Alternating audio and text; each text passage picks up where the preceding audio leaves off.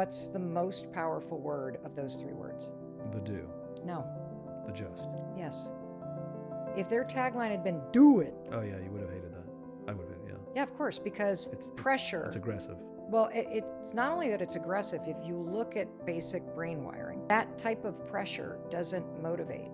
It actually creates resistance to change. Yeah. Because it is an assault on your fundamental need to control yourself. Yeah. The tagline, "just do it," appeals to your humanity. It's acknowledging something we all struggle with, which is that moment of hesitation, that moment of self-doubt, that moment where you're standing on the sideline aching to jump in the game, but you are holding yourself back. The just is everything. And that's what the 5-second rule is.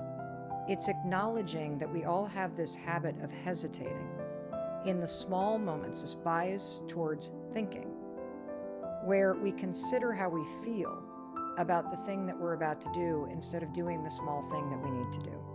And for me, it was the moment of hesitation when the alarm rang. And I knew I needed to get out of bed. I knew I needed to get the kids on the bus. I knew I needed to get a job. I knew I needed to not drink so much. I knew I needed to stop screaming at my husband. I knew I needed to ask for help. I wasn't doing any of it. Because in that moment when that alarm rang, and I knew what I needed to do, I stopped and considered how I felt about doing it. And when you stop and consider how you feel, your brain is wired to do what's easy. We naturally move towards it. We are also wired to push away from what feels hard. And the reason why it is so difficult to break patterns is because the patterns that you're in feel easy because you know them. Lying in bed is easy. That's why we do it. Picking up your phone and scrolling on social media, it's easy. That's why we do it.